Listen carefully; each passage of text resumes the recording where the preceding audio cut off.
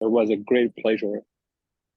And mashallah, in a few minutes, he was able to deliver kind of khutbah to me and talking about different things with his information, mashallah. So that actually encouraged me to call you again, guys, to meet in person, Dr. Kaspas and me, and we're talking about that. So it's good to get together in coffee shop.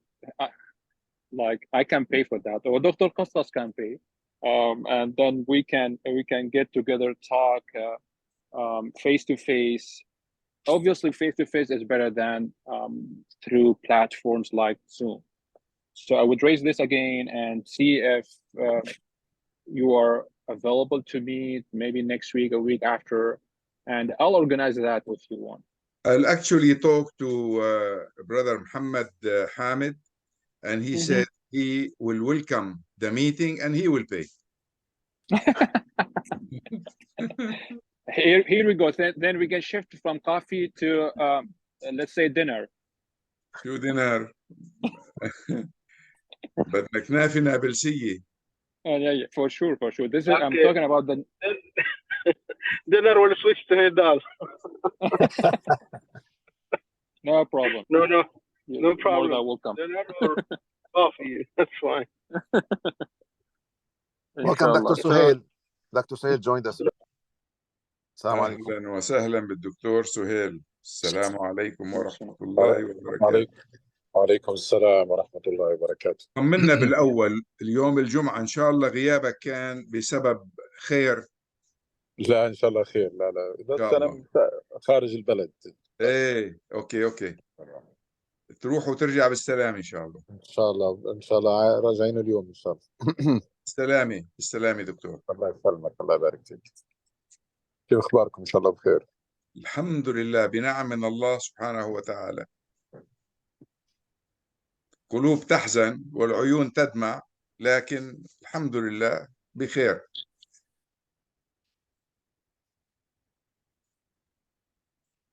والله هو يعني if people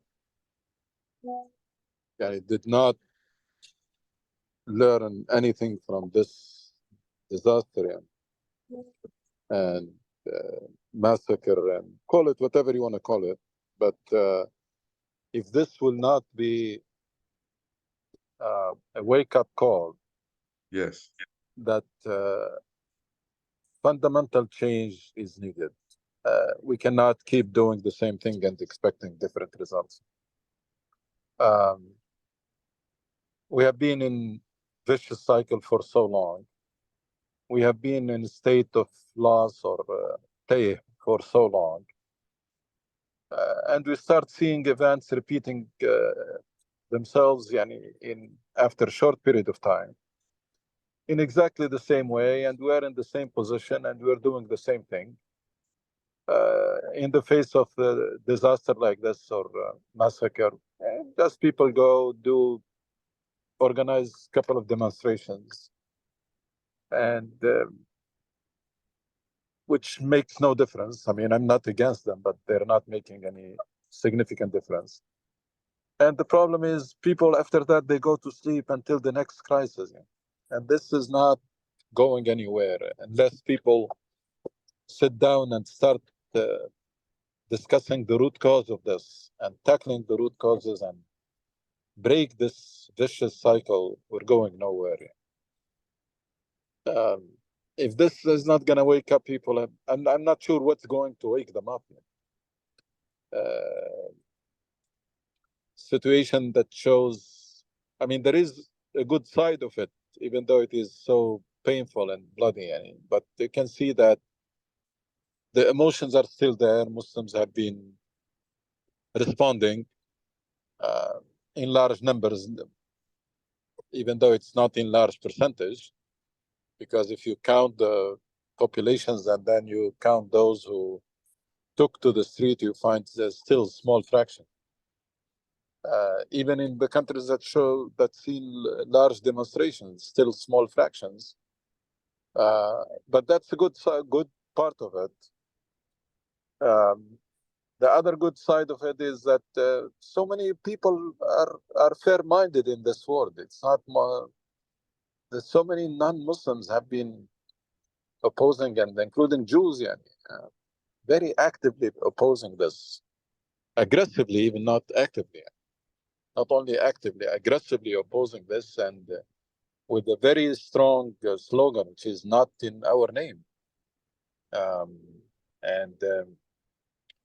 So there is room to do something, but to do something different and something serious, other than the shallow activism that we have been doing, which is shallow, superficial, and then inconsistent. It comes seasonal. Only when there is election or only when there is a crisis. That's not gonna cut it. That's not the kind of you need an activism that has a purpose, that has a vision, that has an agenda, that has a strategy that people stick to and work for that vision or for that agenda or that purpose day in, day out, relentlessly. But not the way we're doing business, not with this mindset. So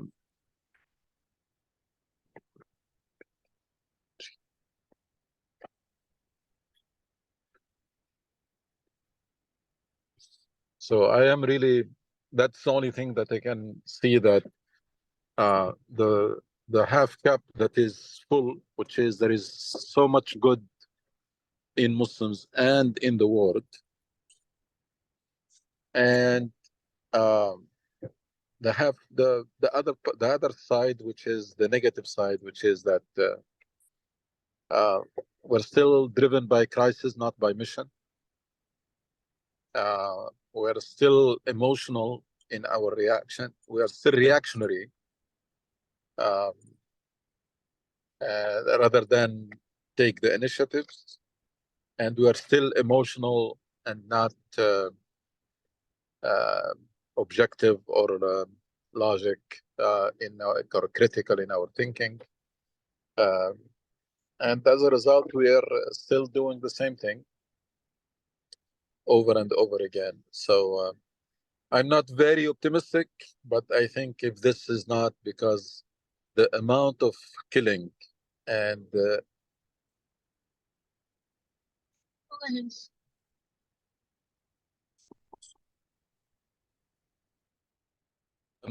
amount of killing and destruction that took place, that is taking place, not took place, it was beyond the imagination. And I'm not sure the Hamas has calculated this or not, but it seems that it was outside their calculations. I think they expected the typical reaction. They did not expect this kind, and I don't know. If you look at the history of the Palestinian cause, you can see that it's not going anywhere. I just yesterday found out that in 2001 there was 80,000 settlers in the West Bank. Today there is 1 million. There is 1 million in 20 years. So we must not be doing the right thing, because the land that we wanted to be liberated, it's not being liberated. It's being even further occupied. This cycle also, it's not going to lead anywhere. Whatever those Israelis have done is going to produce a generation of Palestinians with no prospect, no hope, and a lot of anger, because losing parents, losing children, losing house, losing business, losing your life is not easy. So I don't know. I mean, as I mentioned last Jumu'ah 2 weeks ago, 1 week ago, is that both at the Palestinian front and in the larger circle, which is fear, or for Muslims, we have really to revisit many things and reconsider. It's not, there is nothing wrong with the re-evaluation. There is nothing wrong with the self-criticism. Actually, it's really highly recommended in Quran. That's the methodology of the Quran is not to blame Yes. others. Is always to take responsibility and take charge for what happens to you. Yes. Because others are others. They are doing their agenda, even if they're conspiring against you.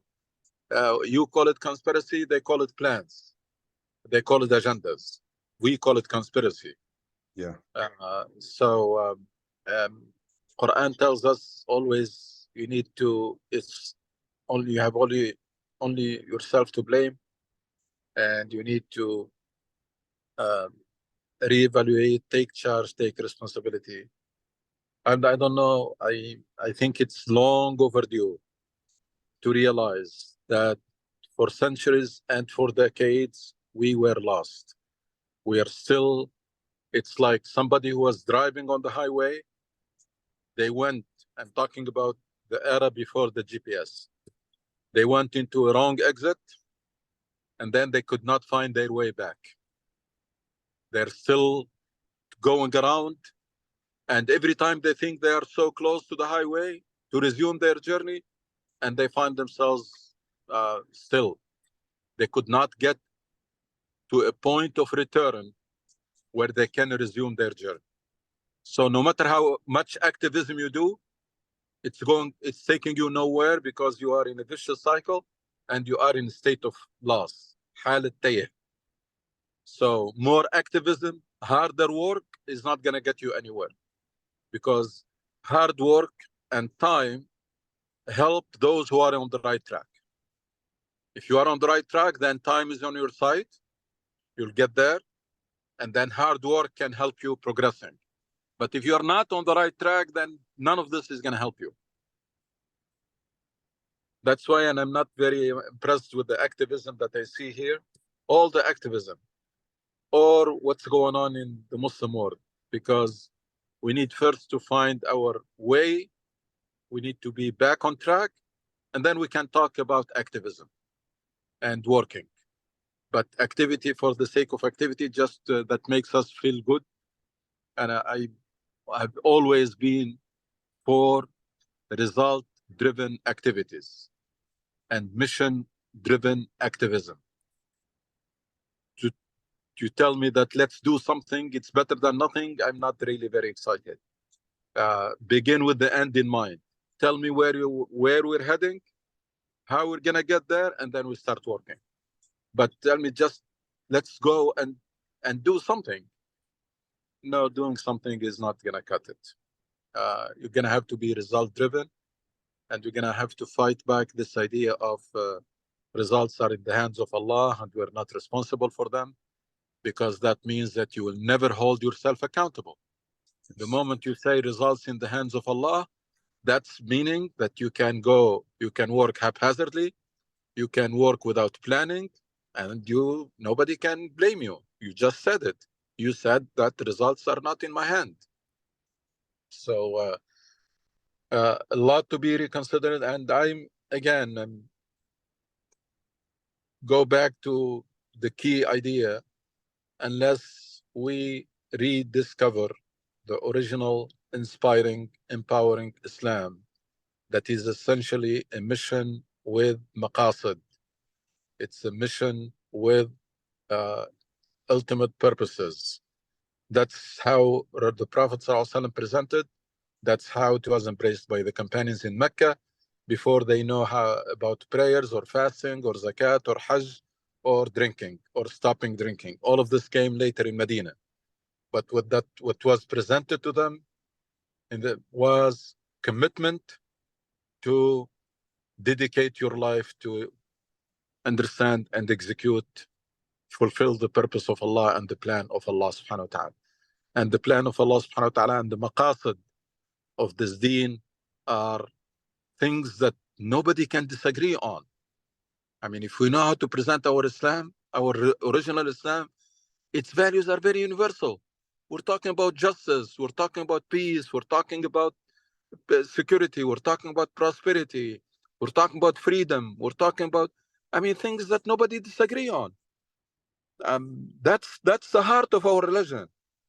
It's Islah, it's A'mar, it's that's the deen.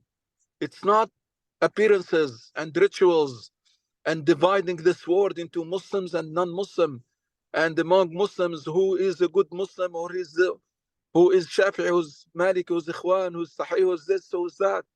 I mean, we keep dividing until there is nothing more to split. Yeah. So unless we accept that sad reality, that those prevalent versions of Islam, which are all essentially one, there is only one version of Islam that is prevalent. It's the Salafi version. It just takes different, it transpires in different shapes, but the foundation, the intellectual foundation is Salafi. And that's for almost every Muslim you see on earth. The vast majority of Muslims, including those who are non-practicing, their understanding of Islam is Salafi. And unless we accept that Salafi understanding of Islam is frozen, irrelevant, out of touch, has nothing to do with the original version of Islam that was preached by Rasul Sallallahu Alaihi Wasallam and that was meant to be kept always vibrant and always relevant with ijtihad, while the Salafi tells you we need to keep it frozen so that it remains pure. So we're talking about doing exactly the opposite of what we're supposed to do. We have been given a religion, a great religion. We were given the task to keep it relevant by ijtihad. And here you have a school of thought that dominates, that tells you you need to keep it pure by freezing it. And the results is what you see. SubhanAllah. Thank you very much, Dr. Suhail.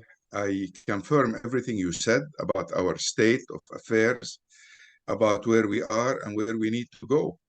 But your assessment of the situation today and why Hamas did what they did, I have a disagreement with you there.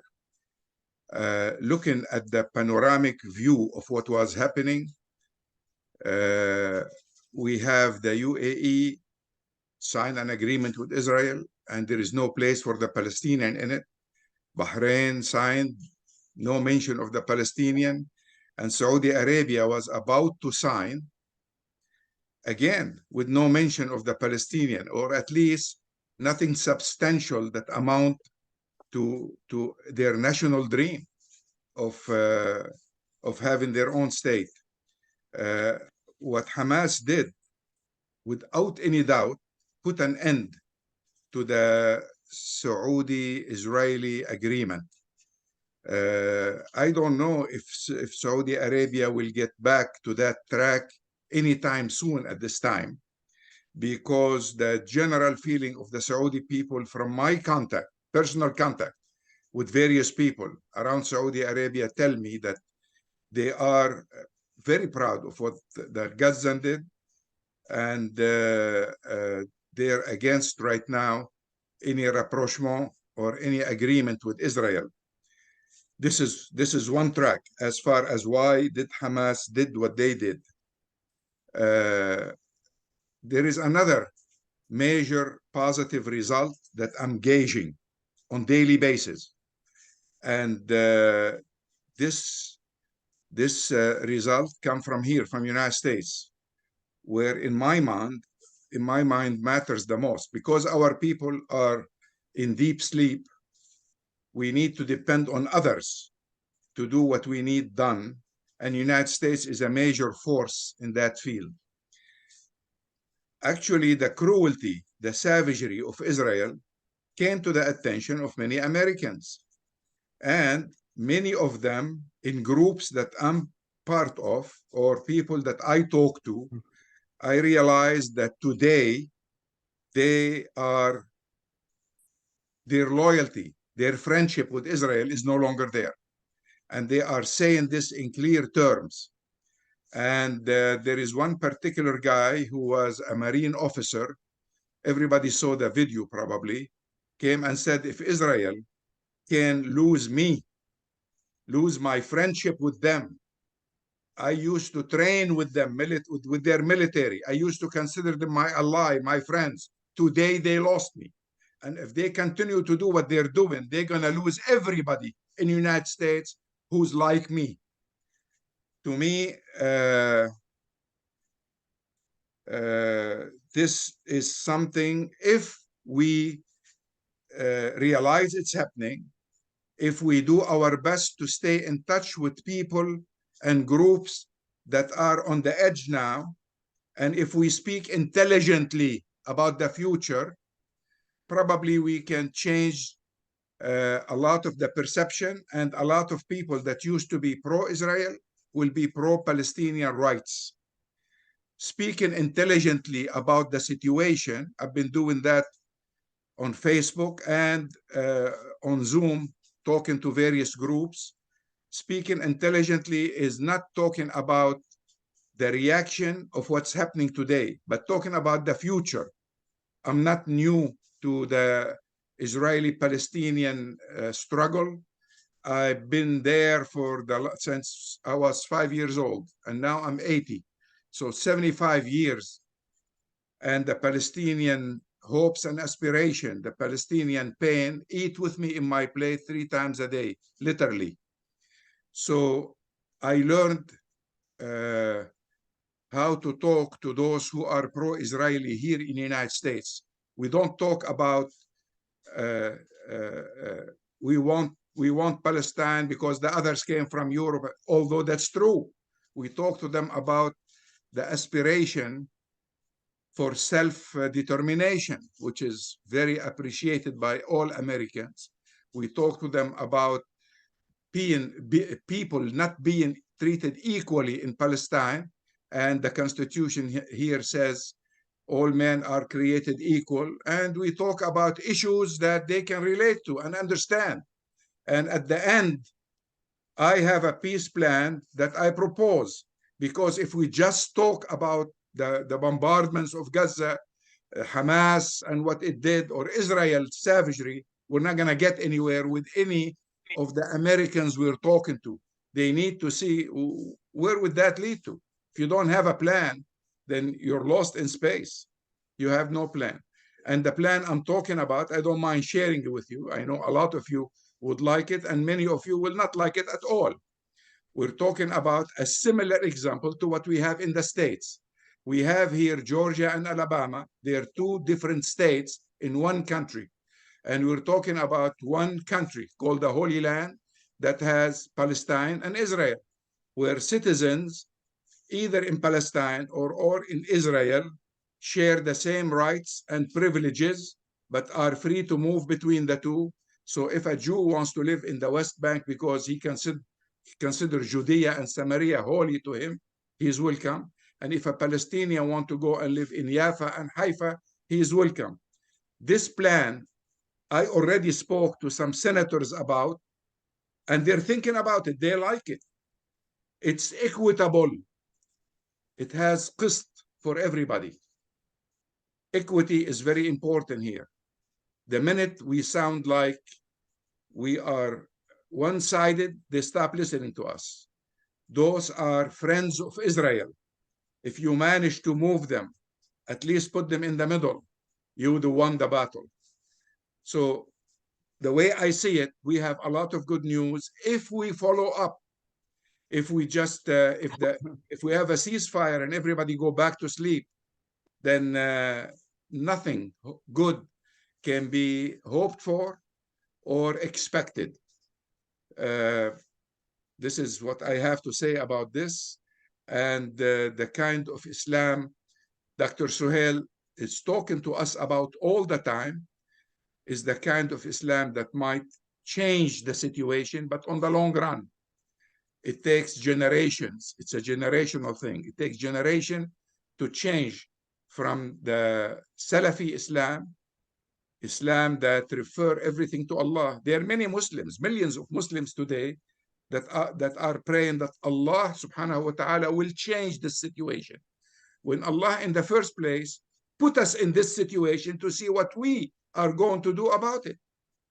And all we're doing is praying and admitting our shortcomings and admitting that we are totally irrelevant to ourselves, to the countries we come from, to the future of those countries, and we're irrelevant even in the United States because we don't participate in civil life, we don't participate in elections, we don't have a voice to be heard, and the best of us are hiding in their mosques, trying to talk to each other about what's happening. This is like talking to the mirror, like talking to myself. It's not going to get us anywhere. If you want to be effective, go and find a church to talk to. Go and find a synagogue today. Go and find a synagogue to talk to and to address. And they will welcome you. They want to know what you have. But if you sound fanatic, they're going to kick you out. So if anybody has a question on this or like to have a training on how to talk to other Americans, I will be glad to do a workshop on this subject. And we're always open to help. So we are in a pitiful situation. We can try to make our intentions to change it and try to do the best we can in regard to the circumstances we are in. And may Allah subhanahu wa ta'ala change the situation with His will and our efforts, inshallah, and other people's efforts. Thank you. Jazakallah khair, Dr. Safi.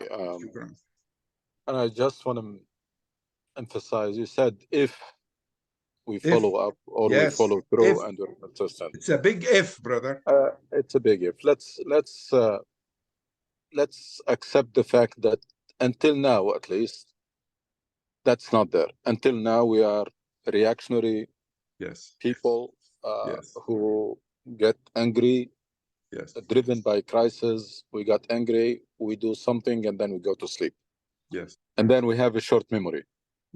So I agree completely that the Saudi-Israeli deal is not going to go through. People have a short memory. And judging from what's happening in Saudi Arabia now, when they have a festival going on that started yesterday, major festival, they did not even cancel it because of what's happening in Gaza. I'm assuming that give it just a few weeks after the crisis and the talks will resume because there is a big drive for it. So bottom line, the change that is needed is major. We're talking about a mindset, paradigm shift. Revolutionary change.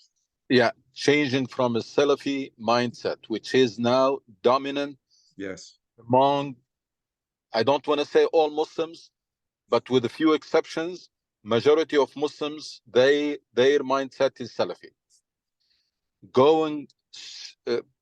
Switching or shifting from this into a different understanding of Islam that is based on mission and maqasid, that has a lot of room for intellectual creativity, for ijtihad, to achieve those maqasid, that is not bound by some hadith that are very questionable, that people are taking them for granted, or some tafsir that are questionable, that people also taking them for granted.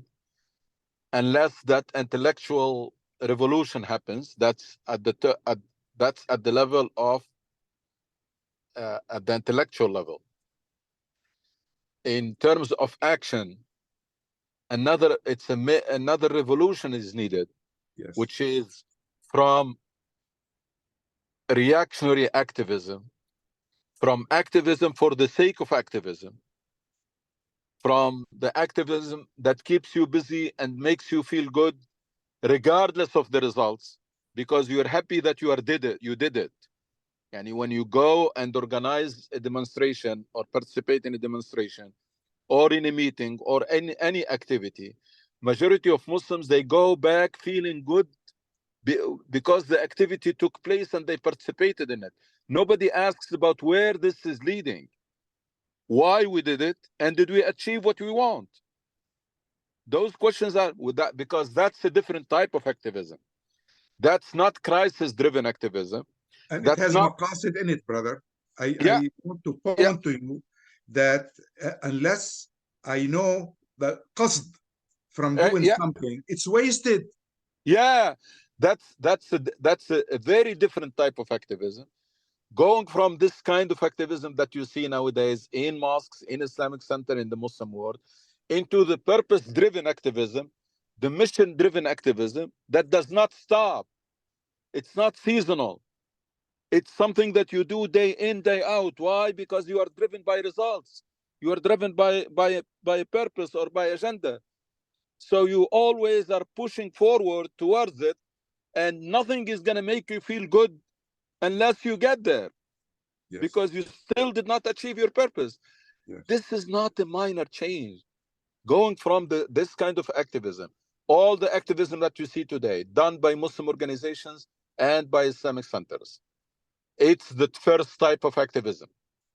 Some is better than others, yes. Better organized, yes.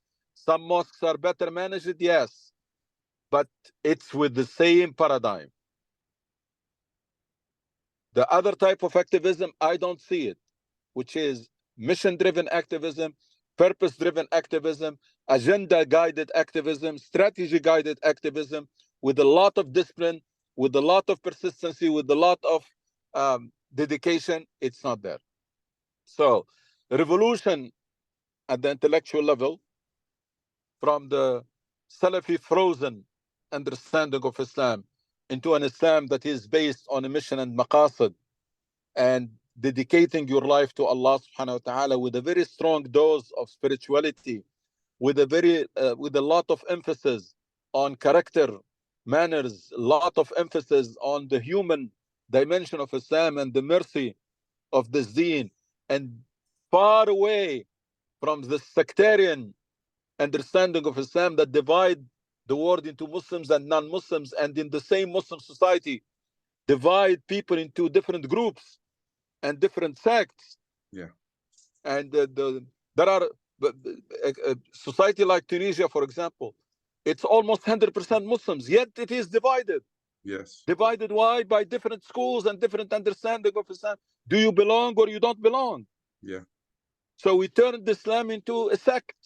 It became like a taifa or a tribe. Yeah. Are you with us or not?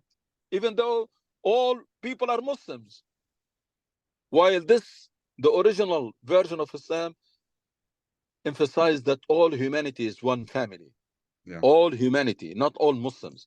All humanity are one family. Whether a person chooses to believe in Allah or not, it's none of your business.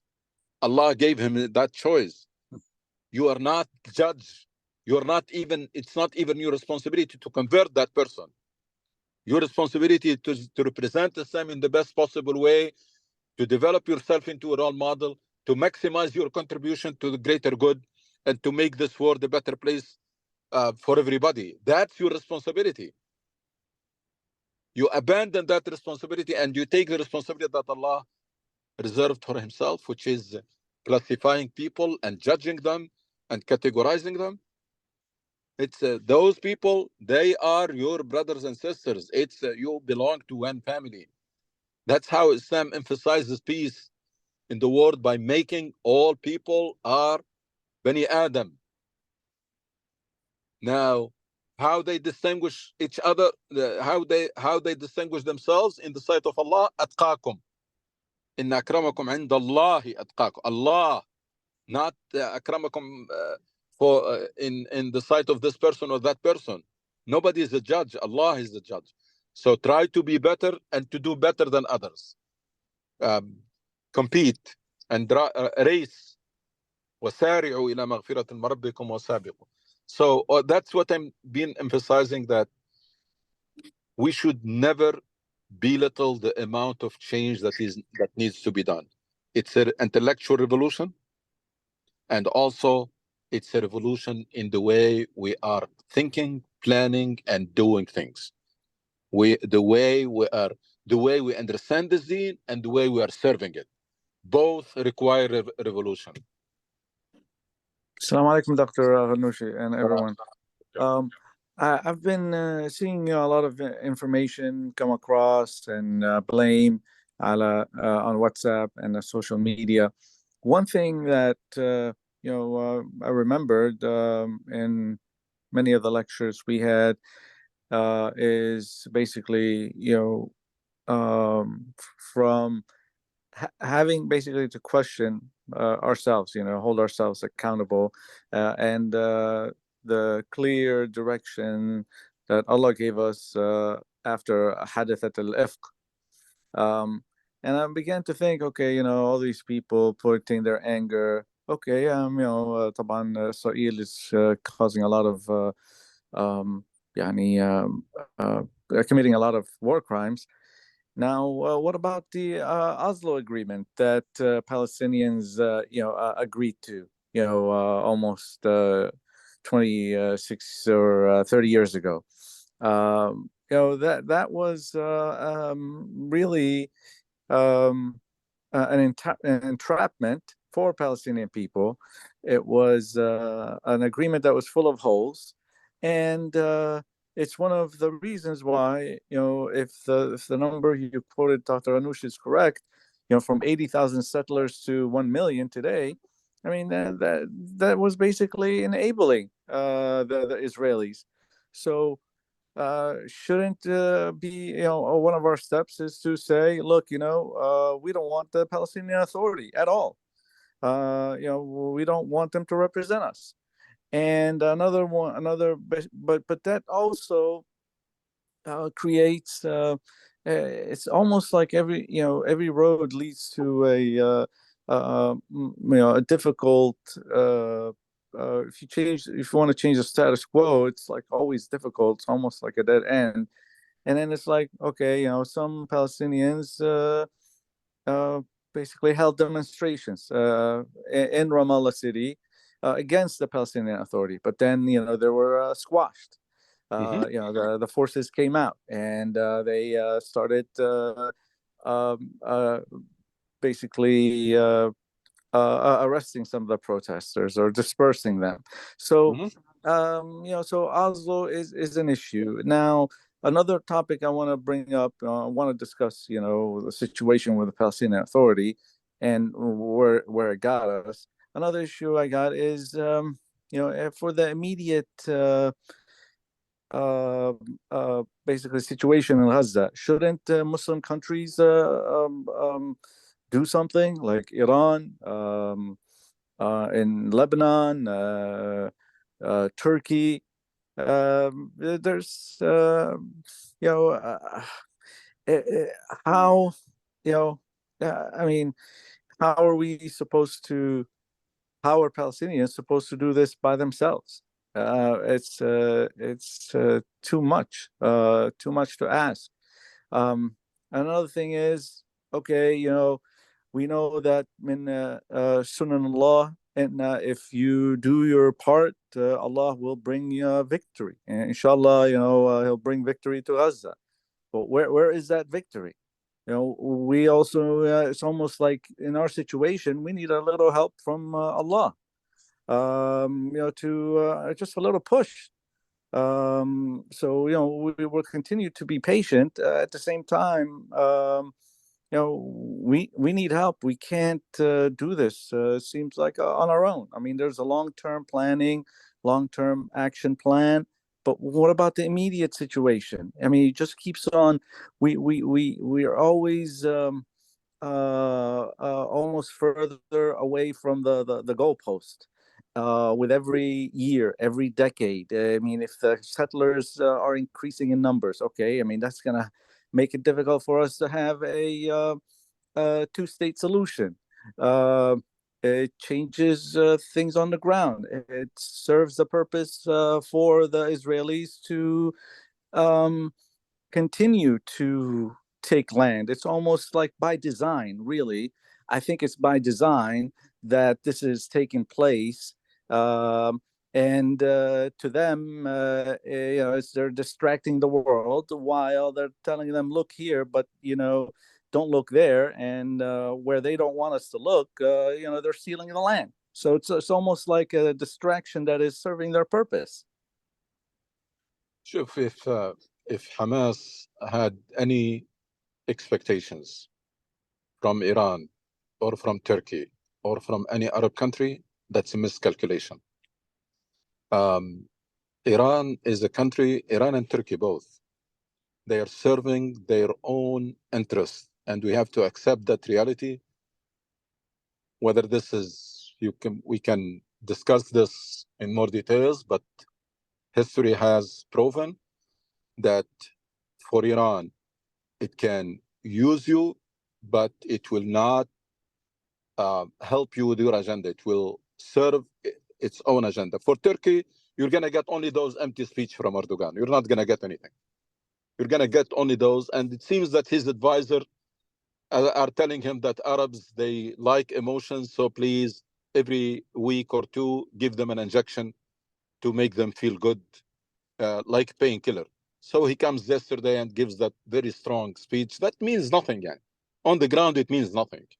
And he have been doing this for so long, for Syria, for Palestine, for everything. He understood himself or his advisors understood very well the Arabs' mentality. That Arabs, they like poetry, like Sha'ar. Give them those fiery speeches and they will be happy with you. Iran, it has proved time and again, unless it's I mean, it can help Hamas, yes, but help Hamas to serve its agenda, not to serve the Palestinian agenda or the Hamas agenda, no.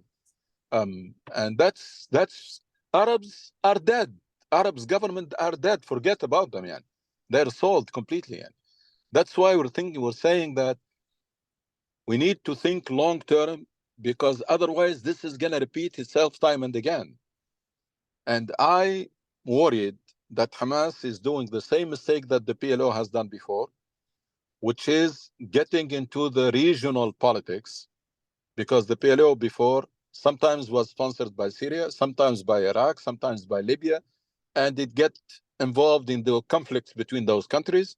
And Yasser Arafat thought that he was smarter than everybody else, is playing on those contradictions. And at the end of the day, the Palestinian cause was lost.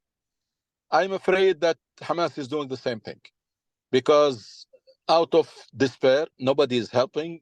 Find Iran that is very generous in helping with supplying them. But nobody gives you things for free. I mean, if somebody does this, is going to dictate your decision. Is going to take your decision as a hostage and confiscate your decision, and you lose your independence. So that's all of these things. I know people don't want to hear this because we are emotional. We want only to hear things that are good. Good to hear. But we really have to address those questions. That enough miscalculations. You're going to have, it's like the Saddam when he entered the Kuwait, it's all miscalculations. All miscalculations. Why? Because we don't base our decision on facts and statistics and numbers and scenarios, etc. We still saying Allah will take care of things and we leave room. So all what I'm saying, now you have seen the reality. Even Hezbollah is not doing much. Nobody is going to do more than what you see. Everybody is threatening. Everybody gives you empty speeches, fiery speeches, but nobody is going to do much. So the Palestinians, as you said, Ayman, end up paying the price by themselves. But you need to base your plan based on this, not based on wishful thinking. So all the options should be on the table. Bottom line is what serves the Palestinian cause and the Palestinians. What will get us a step forwards towards liberation. We should never act out of anger or out of reaction or out of emotion or based on miscalculations. What serves the Palestinians? What serves the Palestinian cause? What gets us a step forward towards liberation? So far, it doesn't seem that we found that formula, because as I mentioned, what happened in the West Bank over the last 30 years or 40 years, it's going from bad to worse. So that's a proof that we need to find different ways, or we need to change our ways. That's for the Palestinian cause, but Palestinian cause will not be solved or will not be served independently of major changes happening in the Muslim world, starting with the Arab world. Major change has to happen in those countries. But of course, Palestinians at the end of the day, if nobody is helping, they're going to count on themselves. But for them to be facing the whole world with a very limited resources and tools, that's unfair. And may Allah help them. But you can't have people who have been besieged for so long, and a place that is so dense population, in terms of population, and very high youth employment and poverty and etc., and then facing the whole world, facing very sophisticated army, and they show a lot of bravery, a lot of in resistance, but at the end of the day, that cause, what happened recently showed that cause is central for the world, and therefore it requires major changes in the Muslim world to be advanced and to be advocated correctly. But if Muslims in the Muslim societies and Muslim communities abroad continue to operate the same way and to do business the way that we have been doing, this is not going to help the Palestinian cause. Doing a demonstration after a massacre, we have been doing this for so long. That doesn't serve the cause. That can help you venting out your anger. It shows, it's a good sign. It shows how emotionally attached people. I saw people in different places, they took to the street at night, the night before the last night, Friday night. They took to the street at night because that's the only thing they could do. That's a good sign of emotional response, but in terms of results, that's not gonna make a difference. Muhammad Samamra has a question. Assalamu alaikum. Alaikum assalam wa rahmatullahi wa barakatuh. There is a couple of things. Somehow I agree in some, I disagree in other, but then my disagreement is just because maybe I cannot get it to understand. I feel like just based on like what I heard Dr. Suhail just saying at this moment, I feel like there is some contradiction of what we're saying about the small groups making a difference compared to what you just said about having the change come from outside. So this is just a comment. The other thing is, like, if we go back to a couple of weeks ago when all of this started, personally, I remember saying this is a miracle by itself, that the way it happened and the results of it in the first 20 minutes to 6 hours were a miracle by itself, and there is a price that is going to be paid. We knew that there was some projections for the anger and the amount of anger. The other thing is like about the calculations of the Hamas. I think we need to start using other definitions and other words and reword our conversation into not eliminating the struggle of the Palestinian people in general into different groups and militant groups or different fractions and political organizations in general. There is a struggle in general. The language needs to be talked about like the struggle of the Palestinian people in general. I know that all of you care about this, but I'm mentioning this because I heard the word Hamas too many times, and this is the same thing that you hear in the media, and we need to be careful about this and how we're addressing this. My other point is, all of this started, we're labeling it into Hamas, and we're forgetting about the people of Gaza and how they lived and how they live their lives and how there is a war against them every 2 years. This is not something new. I know that all of you know, but it's just to remind ourselves of like, this didn't happen from nowhere. People struggle, people been in open jail, people don't have jobs, people don't have money coming in, and don't have life. Don't have life to summarize in. Right. So they don't have a life. So this didn't come from nowhere. And to go back to even further to what Dr. Suhail was saying about the settlements, I'm just going to add into what he's saying, which is very correct. The number of settlements from 96 until today is probably more than I don't want to be wrong, but it's over 60-70% of what it used to be, and even more than what it used to be before the Oslo Agreement. The Oslo Agreement helped the Israelis to gain more ground and control more land, even if in the obvious they left Gaza because there is 2.5 billion people living there. They couldn't control them. But they did, so they weren't doing us a favor. They left there because they couldn't control Gaza, and they wanted to divide the Palestinians between Gaza and Jericho and some parts of the West Bank.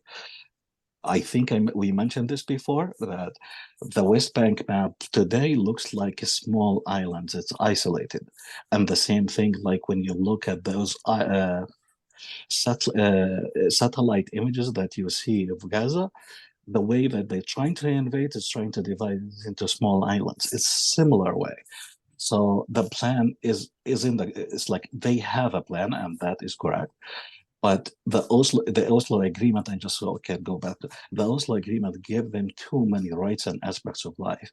We're paying double taxes in every product that we're eating in the West Bank. If we used to buy the sugar for $1 and the Israelis used to deduct whatever percentage of tax that they used to add, now we're paying tax for the Israelis, we're paying tax for the Palestinian Authority.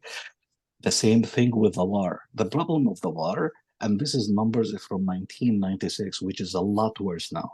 1996, the numbers of water, the Palestinian in the West Bank, and this is our water that they steal from us. The Palestinian consumed 1 liter of water compared to 30 liters of water that the Israeli used to consume. And this is before 96. After, my house in the West Bank never, before the Oslo Agreement, we always had water. Now, we get the water only 1 day to 2 days a week, and we are in the middle of Ramallah. This is like Ramallah is more like we're talking about the capital of the Palestinian Authority. When we talk about the Palestinian Authority, all of what the Palestinian Authority is doing all the time, it's not to benefit the Palestinian people as much as to help and to protect the settlers. What happened just now is added more into it added more to the struggle by providing the settlers with more weapons and more capabilities to capture more land and to kill more Palestinians in the West Bank. And just the final to Dr. Safi. Whatever you shared, Dr. Safi, is great. It's great under nice circumstances. But the question to you, and I really love what you suggested about learning, because this was something I wanted to talk to you yesterday or the day before. I mentioned this with Mohammed, but it's something for you and for Dr. Suhail. We've been meeting all of this time.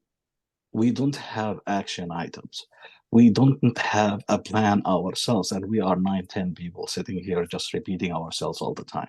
We need to have action items. We need to have things to do and the plan, regardless to if it was a training. But it needs to start from somewhere, to start having action plans so we can get somewhere and start spreading this. But every time we meet, every time we sit down, it's either I feel like we're going back 100 years and we need to explain ourselves to others, like the questions that were raised a couple of weeks and even last week about why we're talking about the Palestinian people, not talking about others. It seems to me like, and this is just an example, it seems to me like every time we're just repeating ourselves, just to repeat ourselves, and we're not moving forward.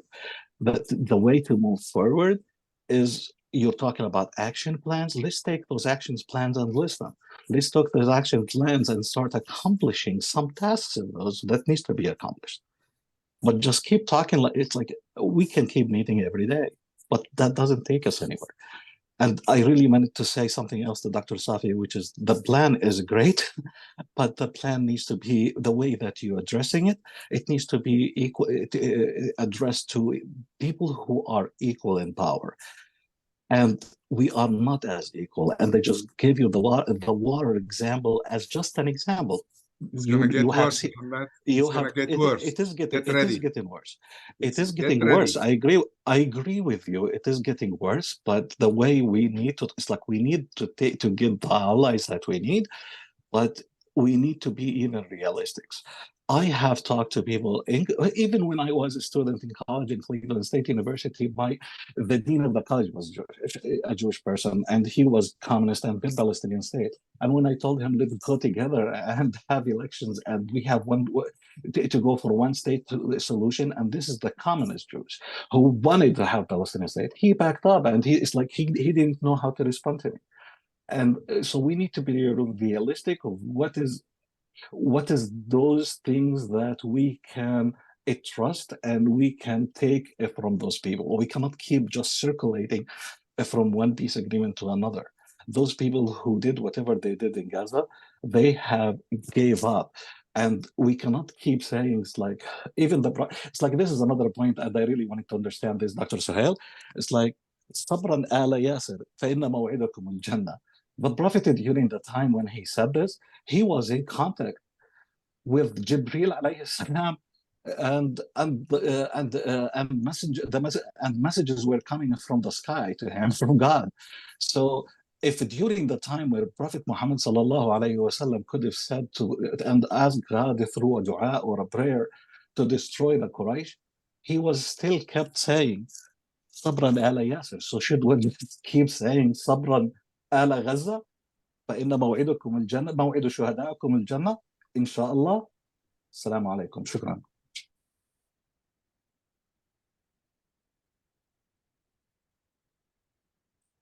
I mean, you raised a lot of points, and I don't know. It seems that probably you misunderstood somewhat of at least of what I said, and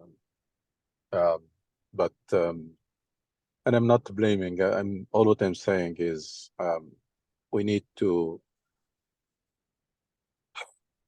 to have the proper reading of any issues and have a good plan and pursue it till the end.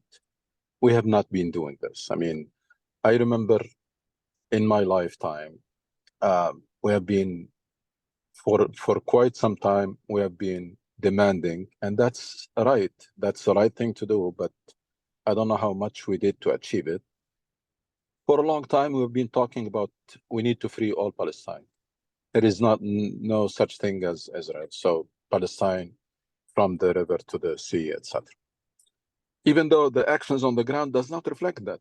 I mean, this is something that slogans we hear them in the media and in the streets, Palestine in al-Bahr al-Nahar, and some poetry, etc. But our action was not consistent with this. And then suddenly there was a wave of 67 borders. 67 borders, 2 states, 65, and everybody almost accepted it. And while we were saying this, settlements were being built. So that 2 states, and it's being eroded on the ground. So we have no chance anymore. It seems to me that we are always behind, yeah. And our action does not reflect our slogan. So what did we do to force this 67 board? Nothing. It's just talking. So 67, and then settlements are being taken to the point that 67 borders is impossible now. Mm-hmm. If you look at you mentioned the Oslo Agreement. The Oslo Agreement gave 62% for the Israelis. The Area C is 62%, about 2/3 of the West Bank under the Israeli control, 22% under joint control, 18% for the Palestinian Authority. That's the Oslo Agreement, which is and just to add to what I'm sorry, just to add to what you said, just so it's clear, those percentages is only from the Gaza and West Bank. That doesn't include the whole Palestine. No. From the West, I'm talking about the Yes. West Bank, not even West Gaza. Bank I'm talking only. about the West Bank. I'm talking about the West Bank. 62%. Correct. The rest was not even on the table. Exactly. 62% of the West Bank Yes. is what it's recognized in the Oslo Agreement as going to be under the Israeli control, and that's where 1 million settlers are settling now. Yes. And then 22% joint control. Palestinian Authority does the dirty work, and 18% for the Palestinian Authority to control. So, and then while this is going and it is implementing in the ground, now we're still talking about two-state solution, 67 border, etc. And now we found ourselves going to the street, asking for giving the people of Gaza the right to live and the humanitarian aid, and do not push them outside Gaza. You see the demands from all Palestine to West Bank and Gaza to accepting 18% to now saying just let them live. Because that's the demand of the, with all my due respect, that's the demand of the demonstrations now. Ceasefire now, humanitarian aid. And don't push the Palestinian outside Gaza. That's, so our demands are keeping going down. Where are we going? That's all what I'm asking. And I'm not blaming anybody. You cannot blame people who are suffering and people who are resisting. All what I'm saying is, where are we going as a Muslim?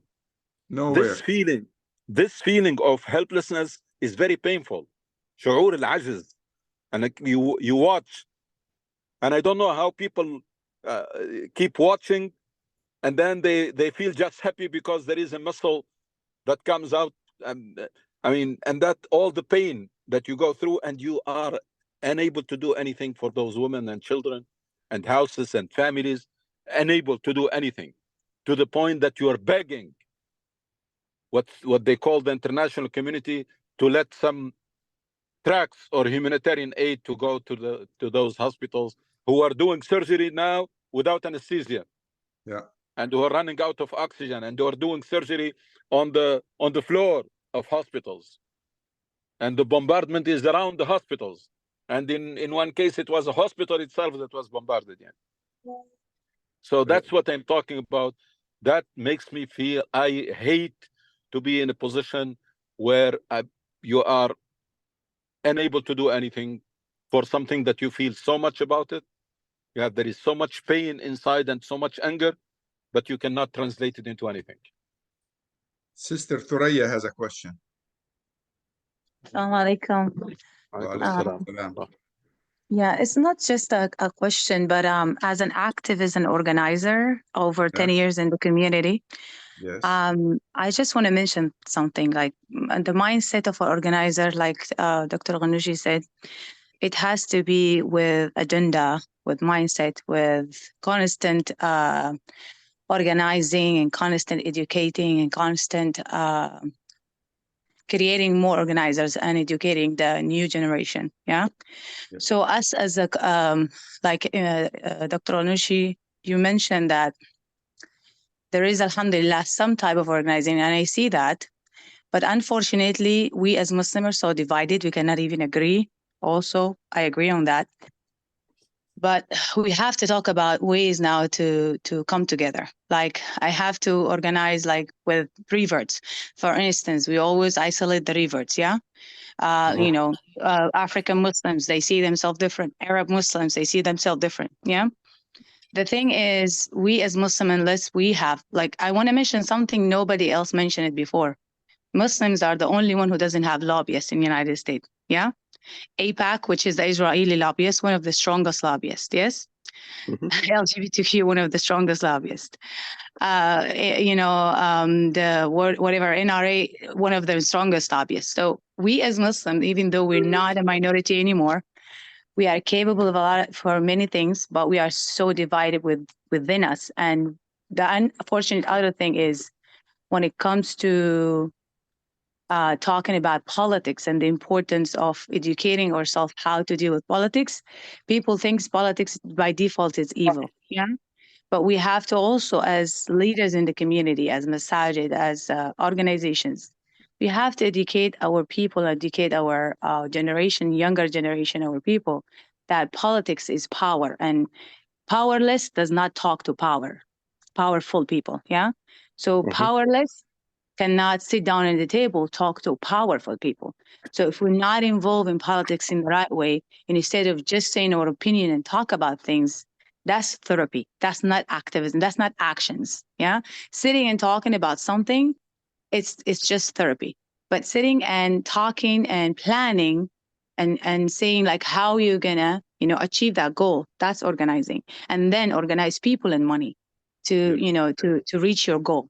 So we have to teach our people organizing. I see like, subhanAllah, I have some of other sisters who are trying to organize the community. It's like pulling teeth because we have issues from people and leader in the community. It's like we have issues fighting over power ourselves within our masajid, within our communities. Like, unfortunately, people fighting for power. And instead of empowering each other, instead of teaching our community, because I think some people are scared that when we teach our community how to understand politics and how to fight for what's right, how to be organized, that's mean leaders going to be held accountable for their own, mistakes and their own issues. But unless we point these things and we talk about it very clearly, and then we put actual effort as masajid, as organization, as leaders for educating the community. For instance, voice organization that have been organized with, it's interfaith community, so Virginia organized interfaith community engagement. Yeah. Muslims, when they try to organize themselves, instead of learning from other people and also working with other people who share the same agenda with them, they turn to isolate themselves, and Muslim community, like Pakistani work with each other, Arab work with each other, whatever, African, Somalian work with each other, but we don't work together. Yeah. But, subhanAllah, I've been working with this voice organization and I learned a lot, Jewish people are very active. That's why, like, they use wisely money and they organize their people very good. That's why they have that powerful say in the United States. So we have to learn, and we have to learn the practical lesson, what actually work. Yeah. This is what actually work. It does work when we are organized, when we learn how to organize money and organize people. And instead of just sitting, creating an actual opportunity for our people to understand. I'm starting to doing that on my own, but did anybody in the masajid giving me opportunity? No, but I'm still keep doing what I can do, talking to youth, talking to women, trying to advocate for injustice happening within our own community, like domestic violence and other things going on, and trying to be that voice for justice. But it is hard because unless our leaders come together, because whether we like it or not, those people listen to the Friday sermon, yeah? So in Friday's sermon, we start talking about these things and we start talking about actual opportunity. Okay, now we remind people about activism. We remind them about organizing. Now we're going to tell them, okay, next weekend, whatever, we're going to start a training session for listening session. So that's the first step, yeah? We're going to have this, subhanAllah, we're going to, as a masjid, we're going to be part of Voice, yeah? And Voice going to come and train our people in the masjid. Please, we encourage you to register. So it has to be actually practical solution now. We have the resources. We have the people who can do the work. But now it's time for us to sit down together and come up with a plan and be consistent in that plan and be practical. So that's just what I want to say. Thank you, guys. I can help you. I will be glad to, Sister Friday. Oh, mashallah. I will leave my email and phone number, and I will hold you accountable for that. Because I started a now youth group at Shirley Gate, alhamdulillah. And after I complained about what happened last Ramadan, because I'm a practical person. So now I work with the youth that was trained under me, and they started a youth ghurba program at Shirley Gate, inshallah. And they will lead the program in Ramadan as well. And they started some programs. So I will hold you accountable, brother. I will wait for you to contact me, and I'm more than happy, inshallah, to help with these things. Inshallah. I think you put it very nicely. addressed the root causes of most of our problems, that we brought them from the Muslim world. Number one is the power struggle. That's what is keeping the Muslim world in this situation that you see. People are struggling for power for the sake of power and using all the means. The ends justify the means. So those who are in power, they will do whatever it takes to stay, and those who are outside, they will do whatever it takes to get to power. We brought the same problem here. It's a power struggle. Those who are in power, they would do everything to stay, and therefore they will defend the status quo. They don't like initiatives, they don't like anything different, because they think that will threaten the status quo. So that's, and then the other problems, the other major source of the problem is the therapy that you mentioned, which is Muslims, they think by following the news, spending a lot of hours watching and surfing the net, following the news passively, and sitting down talking about it and complaining and describing the situations. And they mentioned sometimes this in a sarcastic way. I said, people gather, sit down together for a few hours and start talking about issues. Let's start with Palestine, then Syria, then Kashmir, then Afghanistan, then this, then that. And then after several hours, they close their folders and then go to sleep. Without asking them the questions, why this is happening and what can we do about it? No, it's a descriptive and complaining and blaming others for that.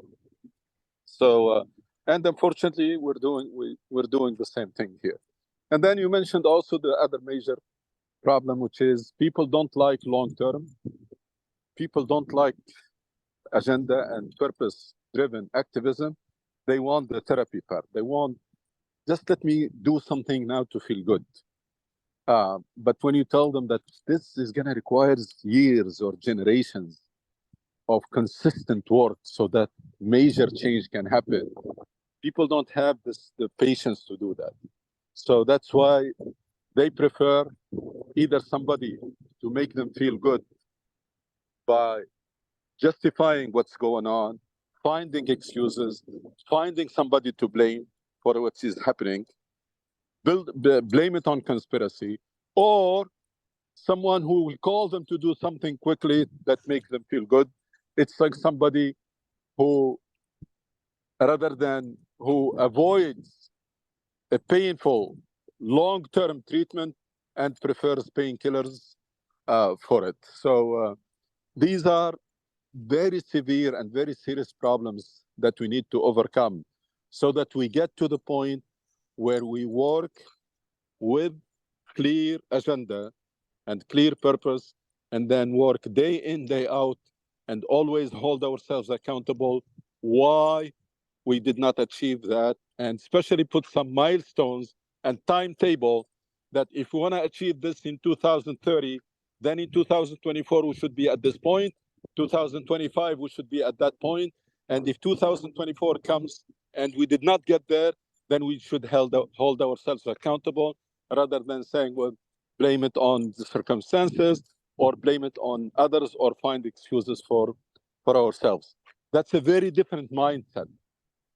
Very different mindset that need to be set, which is agenda, timetable, and accountability, and result-driven activism and purpose-driven activism that is consistent, not seasonal, and that is meant to achieve results, not meant for therapy or for people to feel good. So that's all of this requires that our understanding of Islam has to be revisited, because this political activism or civic engagement, if it does not get rooted in Islam, as long as it is still being practiced as a hobby, as something that luxury, something that is good to do every now and then, it's not going to produce any result.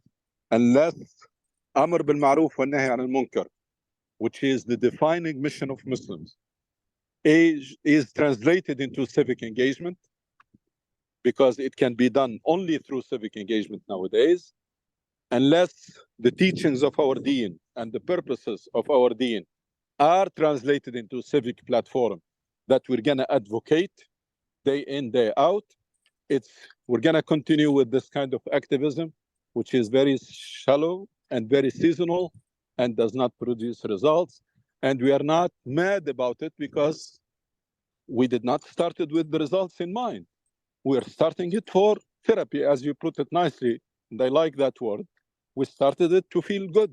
We're doing it to feel good and to vent out our anger. That's all.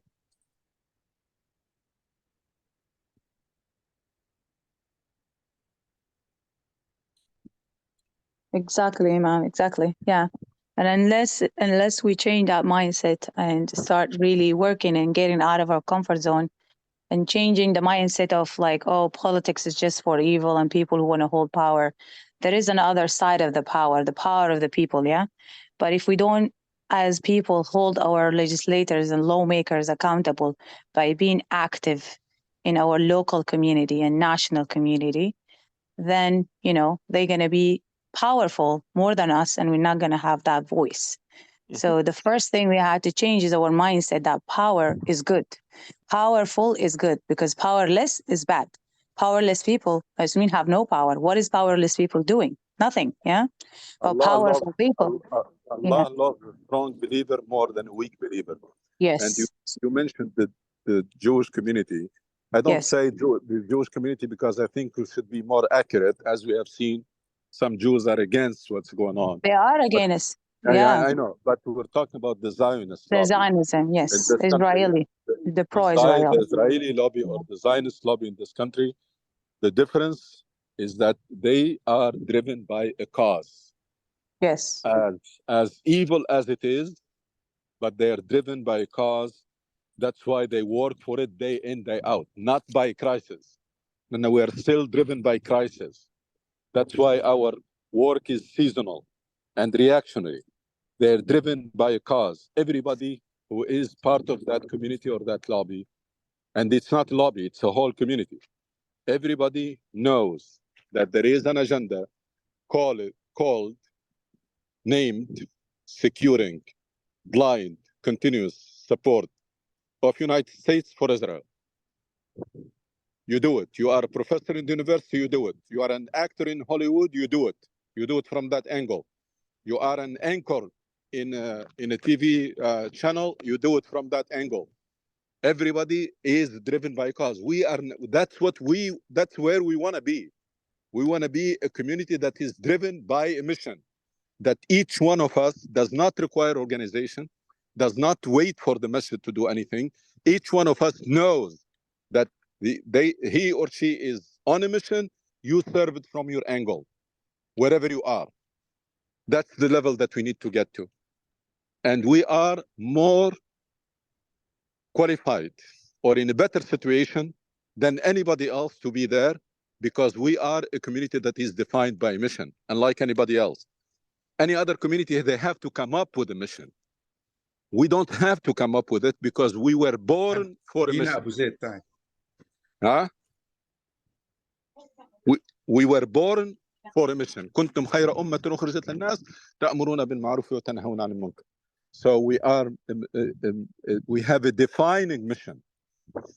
Other people, they have to come up with a cause or have to come up with something. We don't. We have something that is deeply rooted in our religion. So if any community in this world needs to be mission-driven community, is the Muslim community. And if we're not part of decision taking, then people will take decisions for us. Absolutely. So if we didn't change the mindset of we shouldn't, because politics is involved in everything, starting from the food you eat every day, to the school your children attend, to the education, to the healthcare system, to everything, to housing, to everything. Yeah. So politics involved in everyday life, even the cup of tea you drink, there's politics involved in it. So if people does not understand that politics is choosing the style of life you live in, the bills you pay, everything you do, then we're not going to change. We're going to continue to be a reactive community instead of proactive community. Very good. Other communities are proactive and we are reactive. Yeah, we wait very for good. the problem to happen. We wait for people to die so we can do something about it. Yeah, but we don't prevent it. We have to be preventative. The only way to be preventative is to be active people, starting from the place you live in, your children's school. You have to be a very active member of your PTA, school PTSA, to whatever, to the place you live in, to your local government. You have to be part of all this decision taking.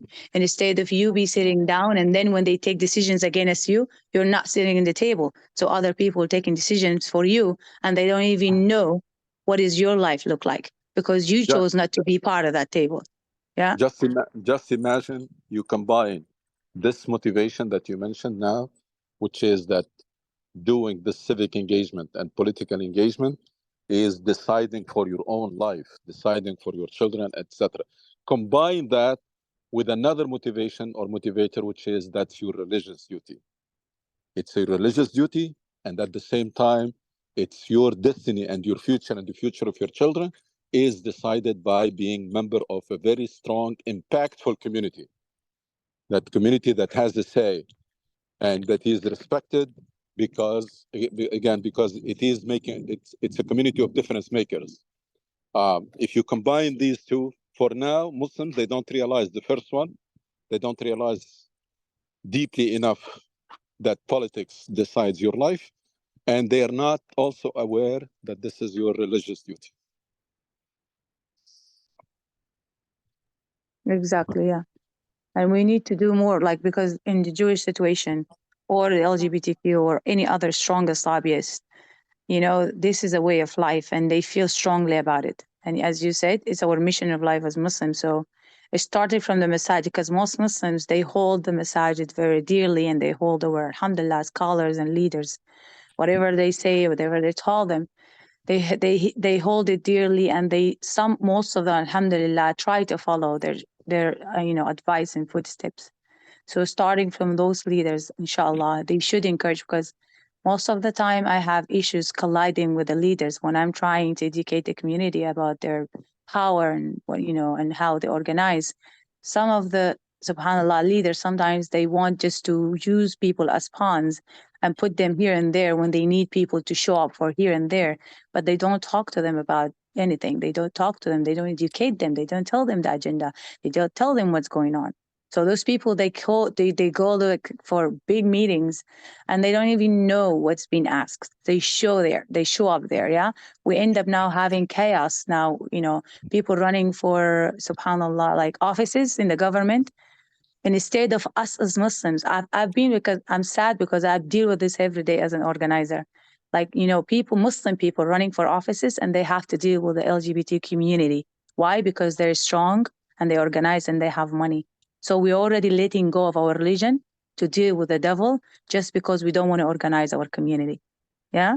And this is very wrong. And I had to talk with our leaders. They're like, you justifying dealing with the devil just because you you justifying telling me the Prophet ﷺ, when he was in Mecca and he was kicked and Mut'im ibn Uday was his sponsor and he was kafir, and kafir is worse than LGBTQ.